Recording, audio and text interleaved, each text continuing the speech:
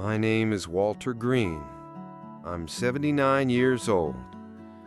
And today, I want to talk to you about something most folks don't bring up once you've hit your golden years. The idea of falling in love again after 60. You see, I was married once for 46 years. Her name was Lorraine. She wasn't just my wife, she was my partner in every real sense of the word.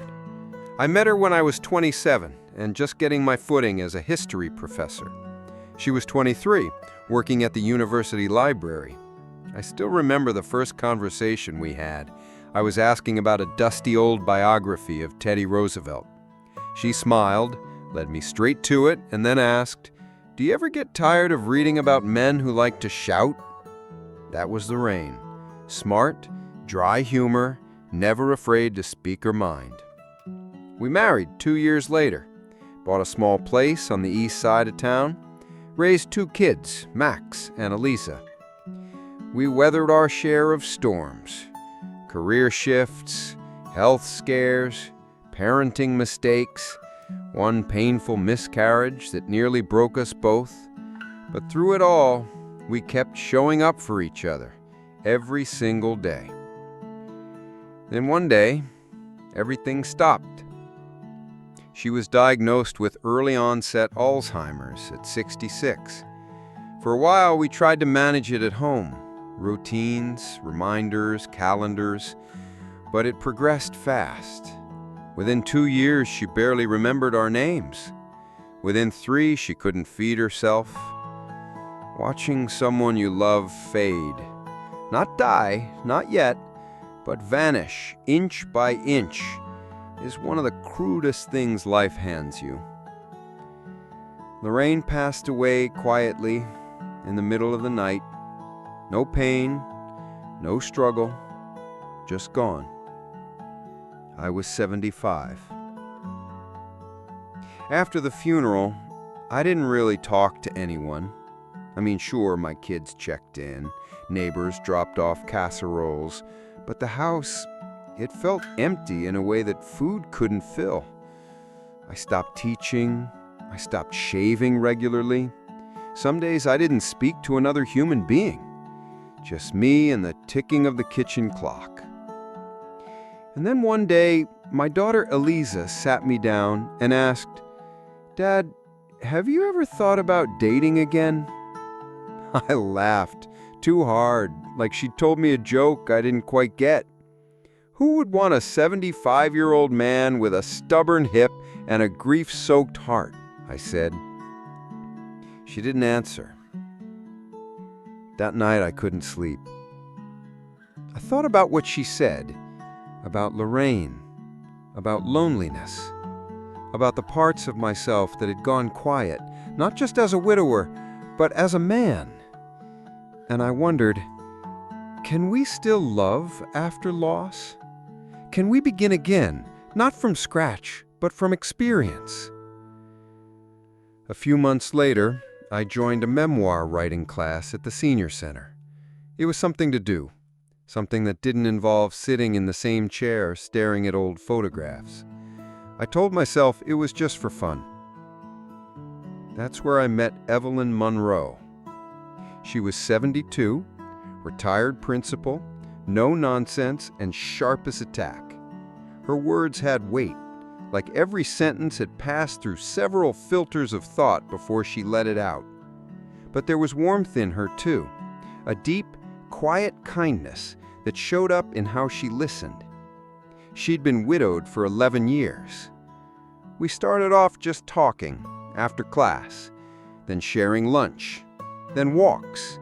Then we started meeting outside the writing group entirely. Nothing was said, not at first. We both had too much history to rush anything. But slowly, I began to feel something I hadn't in years. Curiosity about another person, about what tomorrow might look like, about the possibility of joy returning. The question wasn't, can I love again? It became, do I want to? And the truth was, I did. But I was scared. Not just of being hurt, not just of judgment, but of betraying Lorraine, as if moving forward meant erasing her. So I went to visit her grave. I sat beside her for a long time, just me and the wind, and I told her everything. About the loneliness, about Evelyn, about how I still missed her every single day. And then I said the hardest thing I've ever said out loud. Lorraine, I think I still have love left in me. And I swear to you, I felt something shift. Not guilt, not shame, just peace. And that was the day I stopped surviving and started living again. A few months after that visit to Lorraine's grave, I started seeing Evelyn more often. It wasn't anything grand. Lunch here, a museum afternoon there, sitting on her porch with 2 cups of tea between us. At our age, things don't move in a rush. They unfold slowly, like old hands opening an envelope. We talked a lot, but we also sat in silence. The kind of silence that doesn't demand to be filled. The kind that feels like a conversation all on its own. She told me about her late husband, Charles. Said he was a gentleman with a deep voice and a love for woodworking. They were married for 39 years. No kids. She said they tried, but it just never happened for them. Instead, they built a quiet life together. Sunday breakfasts, gardening in the backyard, crossword puzzles on the porch. He passed away from cancer in under 4 months. One minute he was planning a trip to Arizona, the next he was gone. She didn't cry when she told me. She just looked off into the distance and said, "I got very good at being alone after that. Too good, maybe." That line stuck with me. Being alone and being good at it aren't always the same thing as being happy. I didn't ask Evelyn to be anything more than a friend, not at first. I wasn't even sure what I wanted. What do you call it at this age anyway? Dating? Courting? Companionship? It's not like you're looking to build a new family. You're just hoping to find someone to share the quiet with. But slowly, I realized I looked forward to her, to the sound of her laugh, the way she gently corrected my grammar like Lorraine used to, the way she'd squeeze my arm when I got excited about a Civil War trivia fact. I started catching myself smiling at nothing. My mornings had purpose again, even if it was just ironing a clean shirt before seeing her. I told my daughter, Elisa, about Evelyn over coffee one Sunday. She listened quietly, then asked, "Do you think Mom would be okay with this?" That question hurt more than I expected, not because it was unfair, but because I had asked it myself 100 times in my head. Was I betraying Lorraine? Was I rewriting our story by writing a new chapter with someone else? I sat with it for a while. Then I said, "Your mom will always be with me, but she's not here to keep me warm at night anymore. She's not here to ask how my doctor's appointment went, or to remind me I left the kettle on. And Evelyn, she's not trying to replace her. She's just here, and I'm still here, and maybe that counts for something." Elisa didn't say anything at first, but a week later, she invited Evelyn to dinner. They talked about gardening and cooking and books. No awkward questions, just 2 women who had loved, lost, and learned how to stand tall again. After that, things got a little easier. Max, my son, took a bit longer. He's more private, more traditional. He told me over the phone, "I just don't want you to get hurt again, Dad." I said, "Neither do I, but I'd rather take the risk than sit here slowly fading into the wallpaper." I meant it. There's a certain kind of erosion that happens when you stop engaging with life. It doesn't show up all at once, but slowly the days stop having shape. Your voice gets quieter. You lose your appetite, not just for food, but for living. Being with Evelyn reminded me that I still had things to say, still had someone who wanted to hear them.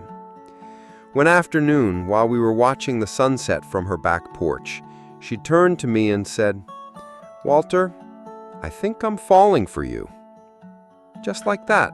No build-up, no hesitation, just the truth. And I smiled, not a nervous smile, not a teenage grin, a slow, full, grateful smile. I took her hand and said, "I think I've been falling for you this whole time. I was just too stubborn to admit it." We didn't jump into anything. We took it day by day, but we started calling each other every morning. We made a habit of sharing dinner twice a week. We went to doctor's appointments together, picked up groceries, talked about what we were reading, talked about old regrets and little victories. It wasn't dramatic, but it was real. And I realized something. Loving someone new didn't mean I loved Lorraine any less. My heart hadn't run out of space. It had just been waiting quietly for another reason to beat a little stronger again. Evelyn gave me that reason, and I gave myself permission to stop surviving and start living again. One morning, I was helping Evelyn repot some plants in her little sunroom. She was fussing over a stubborn fern that didn't want to take root, muttering about soil acidity like it was a personal betrayal. I was there mostly to hold things, but I didn't mind. Being near her had become a kind of comfort I didn't realize I needed until it was just part of the day, like brushing your teeth or tying your shoes. She stopped mid-sentence, wiped her hands on a rag, and looked at me. "What are we doing, Walter?" she asked. I looked up from the potting soil. "What do you mean?" "I mean, is this just us keeping each other company until the lights go out? Or is this something more?" It hit me like a warm gust of air. Not threatening, not frightening, but sobering. Honest. I put down the watering can, I walked over, and I said, "It's something more." She smiled. Not surprised, just relieved, I think, like she'd been carrying that question around for a while and finally set it down. A few weeks later, I knew what I had to do. Now, let me be clear. I wasn't about to get down on one knee. At my age, I don't get down anywhere unless there's a handrail and a plan to get back up. But I did buy a small ring. Nothing flashy, just a quiet band with a modest stone. We were sitting on her porch sharing a peach pie she'd made when I cleared my throat and said, "Evelyn, I know we've both had full lives. We've both loved deeply, and we've both lost more than most people can imagine. But I don't want to just share meals and walks and weekends with you. I want to share the rest, however long that is." She didn't say anything right away. She reached out and touched my hand. "Walter," she said, "I was hoping you'd ask." We got married 3 months later. Nothing extravagant, just a quiet garden ceremony at a friend's house. Our children were there, a few close friends. Even the pastor was retired. Evelyn wore a light blue dress, not white.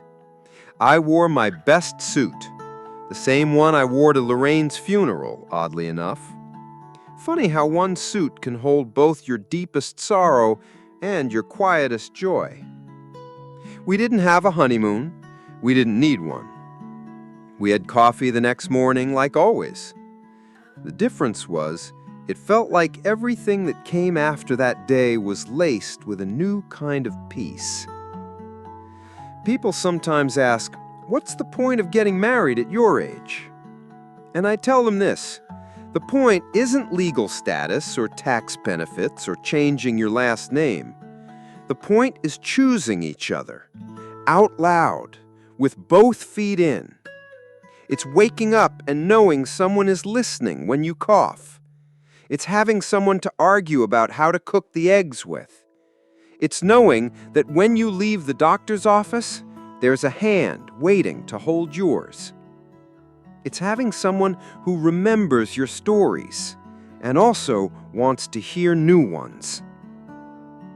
I know we don't have decades ahead of us. We might not even have many years, but we have today and tomorrow if we're lucky, and that is more than enough. It wasn't about replacing Lorraine. It was about continuing. When I visit her grave now, I tell her about Evelyn. I tell her thank you, because if she hadn't loved me the way she did, I wouldn't know how to love Evelyn now. Grief doesn't disappear. It softens. It folds into the corners of your life. It stops screaming and starts whispering. But love keeps showing up. Sometimes in the same familiar face. Sometimes in a brand new one. And sometimes, if you're lucky, in both. Some nights I sit with Evelyn on our porch and watch the sun dip behind the trees. We don't talk much during those moments. At our age, silence isn't something to fill, it's something to savor. We just sit, her hand on mine, her tea going cold like always, and we let the day settle around us. Sometimes she'll say something small like, "Did you hear the bluebirds this morning?" Or, "I think the roses are late this year." And I'll nod, grateful that I get to answer her, that I get to be here answering. You see, the older you get, the more you realize that love isn't always fireworks and big declarations. Most of the time, it's steady. It's showing up. It's remembering how she takes her coffee. It's rubbing her shoulder when she's had a hard day. It's reaching for her hand during a movie, not because it's romantic, but because it feels right. People think the heart gets tired with age. I don't think that's true. I think the heart gets wiser. It learns to stop rushing. It learns what matters. And if you let it, the heart can stretch in ways you didn't think possible. So if you're watching this and you've lost someone, if your home feels too quiet and your days feel too long, and you've convinced yourself that the chapter on love is closed, I want to tell you something. You are not done. You are not too old. You are not too broken. You are not betraying anyone by wanting companionship, by craving closeness, by hoping to feel warmth in your bones again. It is not disloyal to keep living. It is not selfish to want joy again. If love knocks on your door, even if it knocks gently or later than you expected, open it. And if it never knocks, go out for a walk anyway. Sit in the sun. Join a book club. Say yes when someone invites you to lunch, because love doesn't always arrive with a banner. Sometimes it shows up in small moments, in steady company, in someone who remembers your favorite soup. You don't need to be ready, you just need to be willing. And if this story made you feel something, if it reminded you of someone you loved, or someone you miss, or someone you're still hoping to meet, I hope you'll do one small thing. Let me know in the comments. I'd love to hear your story too. And if you think there's someone out there who needs to hear this, a friend, a parent, someone quietly grieving, share it with them. Maybe it's the nudge they've been waiting for. And if you'd like to hear more stories like mine from real people who've lived long lives, full of lessons and losses and unexpected joys, then go ahead and subscribe to this channel, Wisdom Through Time, because we're not done learning, we're not done loving, we're not done growing. Not by a long shot. Thank you for spending time with me. And take care of that heart of yours. It's still got some life left in it.